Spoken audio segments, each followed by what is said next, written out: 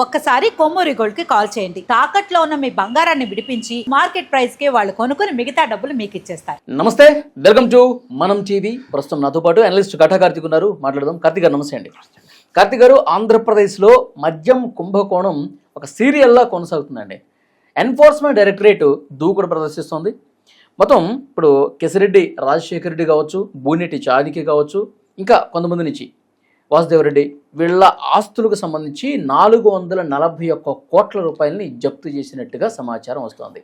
ఏంటి, ఇంకెన్నాళ్ళు జప్తు చేస్తారు, ఎన్నాళ్ళు విచారణ చేస్తారు, అసలు సూత్రధారిని పట్టుకునే పరిస్థితి ఉందా లేదా, అసలు ఏం జరుగుతుంది, మీకేమనిపిస్తోంది?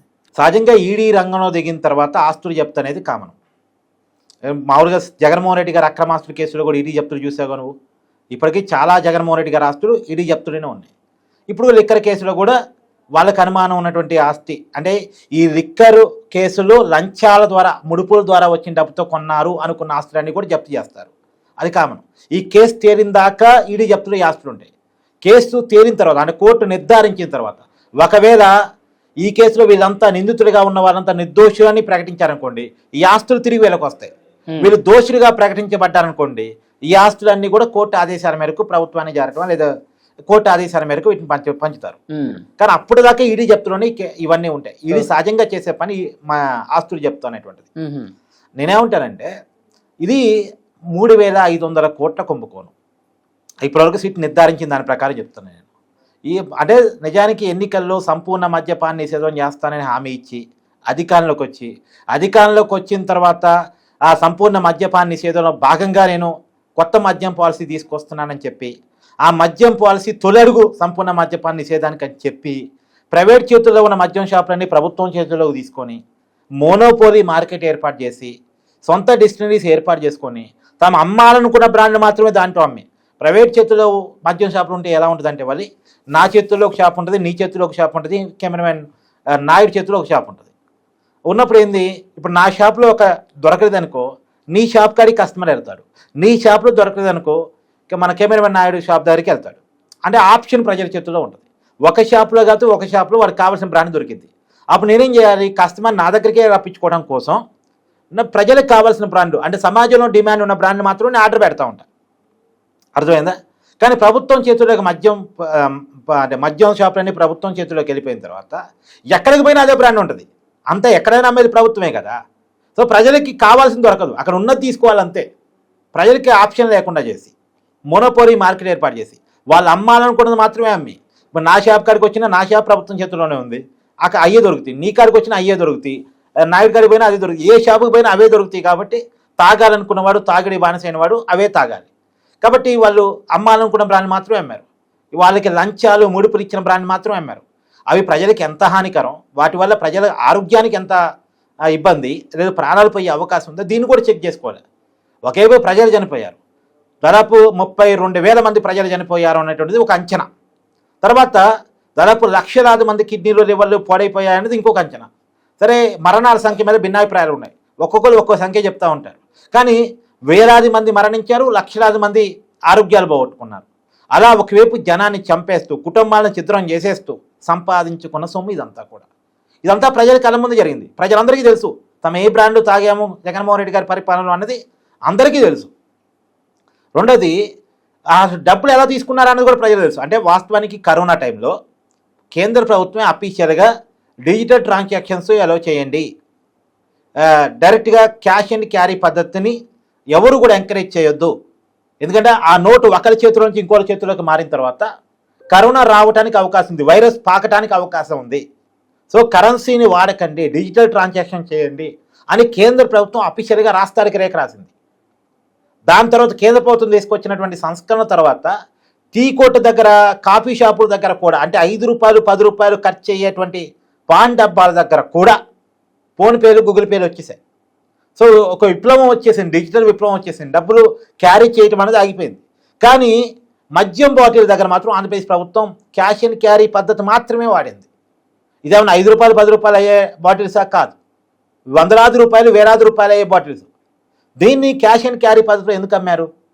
నిజానికి క్యాష్ దొరకని పరిస్థితి, క్యాష్ పట్టుకుంటే కరోనా వస్తుందని భయపడే పరిస్థితి. ఆ టైంలో క్యాష్ అండ్ క్యారీ పద్ధతిలోనే అమ్మి, ఎందుకు క్యాష్ అండ్ క్యారీ పద్ధతిలో అమ్మారు? మనం ఫోన్పే చేస్తే గూగుల్ పే చేస్తే గవర్నమెంట్ అకౌంట్లో పడింది. గవర్నమెంట్ అకౌంట్లో పడిన తర్వాత దాన్ని డ్రా చేస్తే తెలిసిపోయింది, ట్రాన్సాక్షన్స్లో తెలిసిపోయింది కదా. అదే క్యాష్ అండ్ క్యారీ పద్ధతిలో అంటే జనం ఒక 500 నోటు మద్యం బాటిల్ కోసం ఇస్తాడు.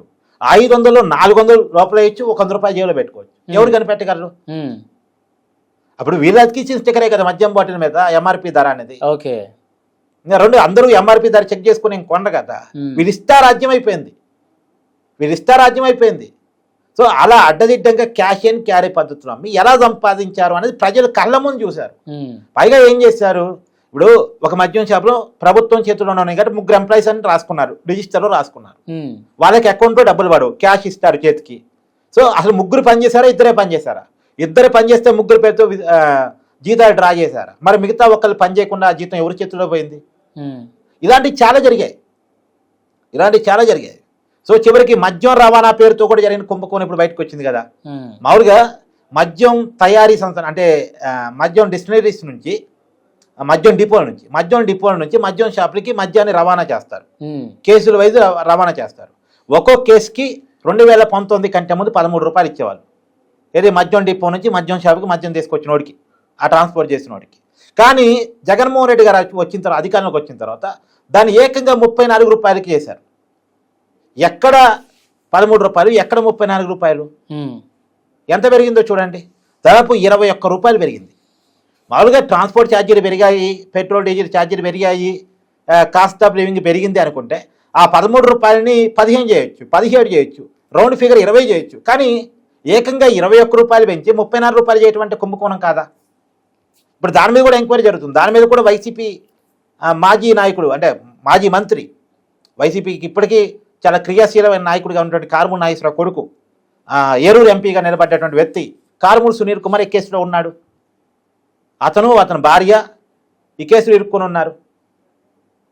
ఇంత దారుణమైన కుంభకోణం మీద కాకపోతే నువ్వు అన్న క్వశ్చన్లోనే అడిగావు, మరి అంతిమ లబ్ధిదారు దాకా కేసు ఎప్పుడు పోద్ది, బిగ్ బాస్ దాకా కేసు ఎప్పుడు పోయింది? 90% లాభాలు అతని దాకే పోయాయి కదా. ఈడీలు, సిబిఐలు, సిట్లు జగన్మోహన్ రెడ్డి దాకా వెళతాయి, కేసుని తీసుకెళ్తాయి అంటే కొంచెం డౌటే.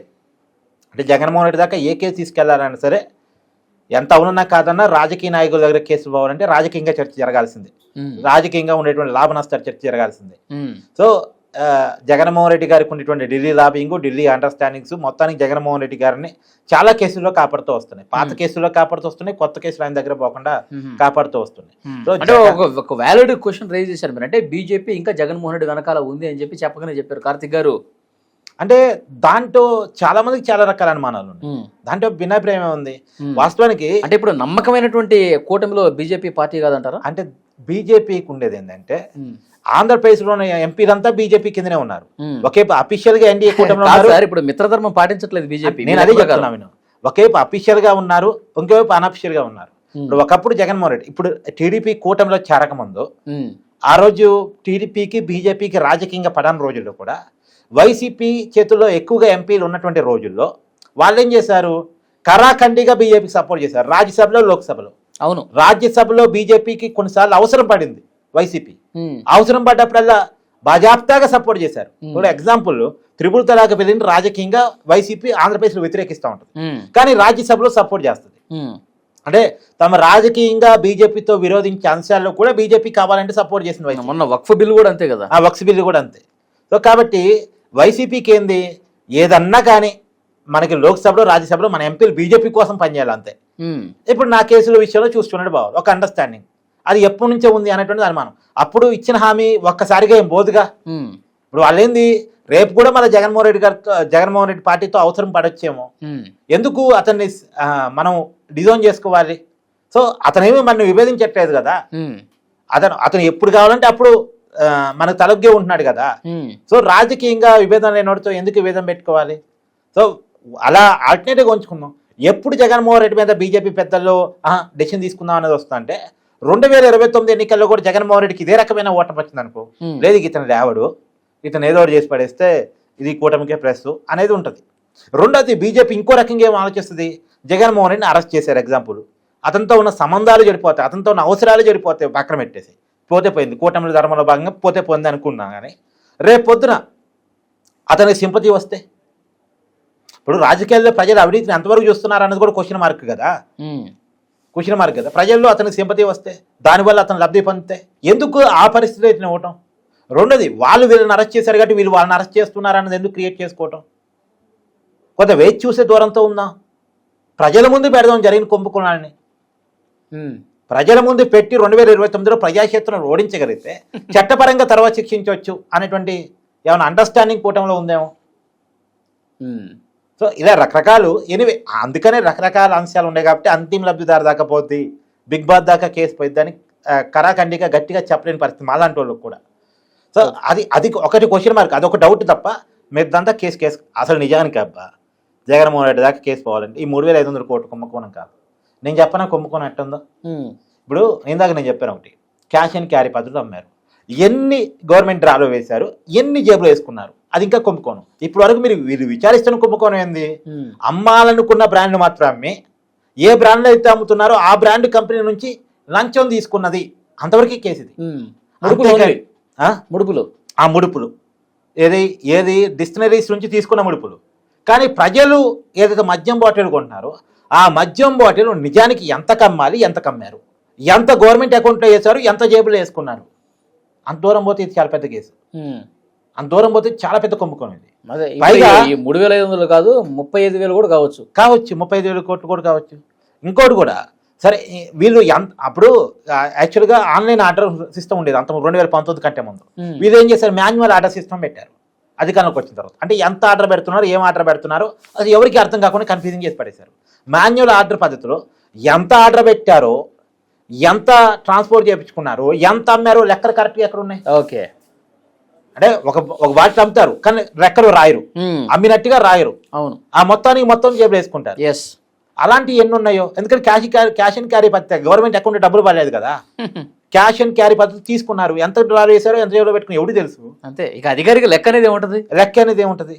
సో ఇలాంటి కుంభకోణాలు అనేక ఉంటాయి అనే కదా ఇది. కానీ అంతిమంగా వీళ్ళ రాజకీయాలు ఎన్ని ఉన్నా కానీ అసలు బాధితులు ప్రజలే కదా. అంతిమంగా ప్రజల బాధ్యత. ఇప్పుడు జగన్మోహన్ రెడ్డి దోచుకున్నారంటే ప్రజల సొమ్మే. జగన్మోహన్ రెడ్డి గారు వీళ్ళు అనారోగ్యం పాలయ్యారంటే ప్రజలే. అన్ని చోట్ల బాధితులు, అన్ని చోట్ల ప్రజలే బాధితులు. జగన్మోహన్ రెడ్డి గారు ఒక మాట చెప్తున్నారు 2019 ఎన్నికల కంటే ముందు, ఈ మద్యం వల్ల ఎంతమంది మహిళలు తాళు తెగుతున్నాయో ఇలాంటి మద్యాన్ని నిషేధించారని మాట చెప్తుండేవాళ్ళు. జగన్మోహన్ రెడ్డి అధికారంలోకి వచ్చిన తర్వాత అఫీషియల్ గా తాళు దింపారు. ఆయన హామీ ఇవ్వటం అనేది జోక్ ఆఫ్ ది డికేడ్. చూద్దాం ఏం జరుగుతుందో. Thank you very much.